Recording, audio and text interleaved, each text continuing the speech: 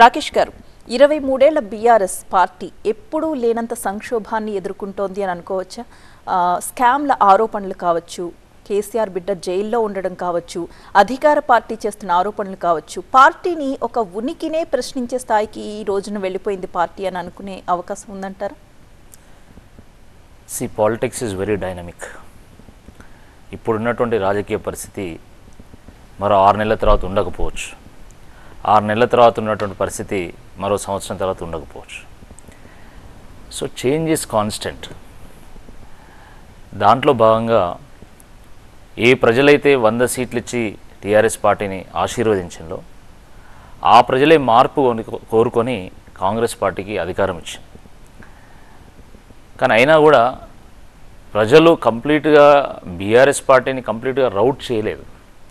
39 స్థానాలు ఇచ్చి ఒక గౌరవప్రదమైనటువంటి ఒక స్థానం కల్పించింది. ఒక ప్రధాన ప్రతిపక్షంగా బీఆర్ఎస్ పార్టీ ప్రజల పక్షంగా ఉండాలని చెప్పేసి వారు తీర్పునివ్వడం జరిగింది. సరే, దాని తర్వాత జరిగినటువంటి పరిణామాల్లో భాగంగా లోక్సభ ఎన్నికల్లో ఆశించిన మేరకు బీఆర్ఎస్ పార్టీ పర్ఫామ్ చేయలేకపోయింది. లోక్సభ ఎన్నికలు జాతీయ ఎన్నికలు కాబట్టి జాతీయ పార్టీలకు ఎక్కువ ప్రాధాన్యం ఇచ్చి బీఆర్ఎస్ పార్టీకి తక్కువ ప్రాధాన్యం ఇవ్వడం జరిగింది. అంత మేరకు బీఆర్ఎస్ పార్టీ ఒక్క స్థానం కూడా సాధించకపోగా దాని ఓట్ల శాతాన్ని కూడా తగ్గించుకోవడం జరిగింది. అయినంత మాత్రాన అసలు బీఆర్ఎస్ ఉండదు, బీఆర్ఎస్ ఉనికే ఉండదు అని చెప్పేటువంటి వాదన ఏదైతుందో ఆ వాదనలో పసలేదు. కానీ ఇప్పుడు మీ దగ్గర ఉన్న ఎమ్మెల్యేస్లో ఒక 12-13 మంది ఎమ్మెల్యేలు కాంగ్రెస్లోకి జంప్ అయిపోవడానికి సిద్ధంగా ఉన్నారు అని అధికార పార్టీ అంటోంది. So it is only A speculation. వాస్తవానికి సరే ఒక 2-3 వాళ్ళతో టచ్లో ఉన్నటువంటి విషయం వార్తల్లో మనం కూడా చూసాము, నేరుగా కలిసినటువంటి ఉదంతాలు కూడా చూసాము.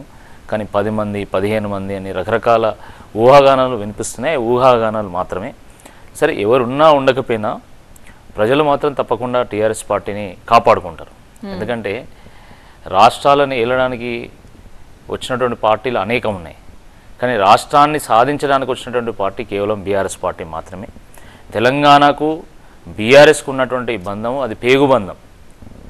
తెలంగాణ ఆత్మ బీఆర్ఎస్ పార్టీ కాబట్టి ఆ రెండింటిని ఎవరు కూడా వేరు చేయలేదు. తెలంగాణ ఉన్నంత కాలం కూడా బీఆర్ఎస్ పార్టీ ఉంటుంది. రాష్ట్రాన్ని సాధించినటువంటి పార్టీ కాకుండా రాష్ట్రం పురోగతి బాట పట్టడంలో ఒక 10 ఏళ్ల పాటు కీలక పాత్ర పోషించినటువంటి పార్టీ బీఆర్ఎస్ పార్టీ. సరే, 10 పనులు చేసినప్పుడు ఇంకో 2 పనులు కూడా చేస్తే బాగుండేది, చేయలే కాబట్టి మేము మార్పు కోరుకుంటున్నాం అని చెప్పి ప్రజలు కాంగ్రెస్ పార్టీని ఆశీర్వదించినంత మాత్రాన పర్మనెంట్గా బీఆర్ఎస్ పార్టీ ఇంటికి పంపుతారని అనుకోవడానికి అస్సలు వీల్లేదు. ఇటీవల జరిగినటువంటి ఎమ్మెల్సీ ఎన్నికలు మీరు చూశారు. లోక్సభ ఎన్నికల తర్వాత జరిగినటువంటి ఎమ్మెల్సీ ఎన్నికల్లో మేము అద్భుతమైనటువంటి ఒక పర్ఫార్మెన్స్ ఇచ్చాం. మేము ఎమ్మెల్సీ ఎన్నికల్లో హోరాహోరీ జరిగినటువంటి పోరులో కేవలము కొన్ని వేల మెజార్టీతో మాత్రమే కాంగ్రెస్ పార్టీ గట్టెక్కగలిగింది. కాబట్టి బీఆర్ఎస్ నిజంగా ఉనికే లేకపోతే మరి ఆ రకమైనటువంటి ఫలితం ఎందుకు వస్తుంది?